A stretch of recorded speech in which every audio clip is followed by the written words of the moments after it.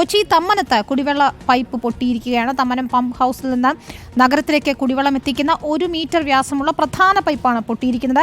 ഇളംകുളം, കടവന്ത്ര, കത്രിക്കടവ് ഭാഗങ്ങളിൽ കുടിവെള്ള വിതരണം മുടങ്ങും. തമ്മനം വൈറ്റില റോഡിൽ ഗതാഗതം തടസ്സപ്പെടുന്ന ഒരു സാഹചര്യവുമുണ്ടായി. ലേപി സജീന്ദ്രൻ തയ്യാറാക്കിയ റിപ്പോർട്ട് കാണാം.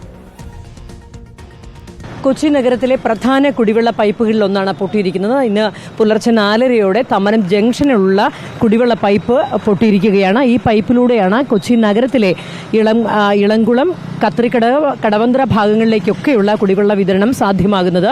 ഇവിടെ തൊട്ടടുത്തുള്ള തമ്മനം കുത്താപ്പാടി പമ്പ് ഹൗസിൽ നിന്നുള്ള കുടിവെള്ള പൈപ്പുകളാണ് ഇതുവഴി കടന്നു പോകുന്നത്. ഇത് ഏത് പൈപ്പാണ് പൊട്ടിയത് എന്ന് ഇതുവരെയും തിരിച്ചറിയാനായിട്ടില്ല.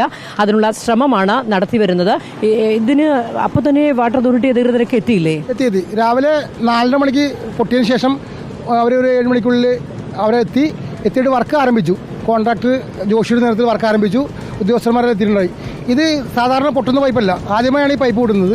ഇത് കാലപ്പഴക്കം കൊണ്ട് 1987 ഇട്ട പൈപ്പാണെങ്കിൽ പോലും ഇത് ഇന്ന് വരെ പൊട്ടിയിട്ടില്ല. കാസ്റ്റിന്റെ പൈപ്പാണ് ഇത്. നഗരത്തിന്റെ വിവിധ ഭാഗങ്ങളിലേക്ക് പോകുന്ന ഏത് പൈപ്പാണ് പൊട്ടിയതെന്ന് ഇതുവരെ തിരിച്ചറിയാൻ പറ്റാത്തത് എന്തുകൊണ്ടാണ്? പൈപ്പ് തിരിച്ചറിഞ്ഞിട്ടുണ്ട്, എവിടെയാണ് പൊട്ടിയെന്നറിയില്ല. പൈപ്പ് തിരിച്ചറിഞ്ഞിട്ടുണ്ട്. കാരണം തമ്മനം വാട്ടർ അതോറിറ്റി പമ്പ് ഹൗസിൽ നിന്നും നഗരത്തിന്റെ കത്രിക്കടവ്, ഇളംകുളം, കടവന്ത്ര ഭാഗങ്ങളിലേക്ക് പോകുന്ന പൈപ്പാണ് തിരിച്ചറിഞ്ഞിട്ടുണ്ട്.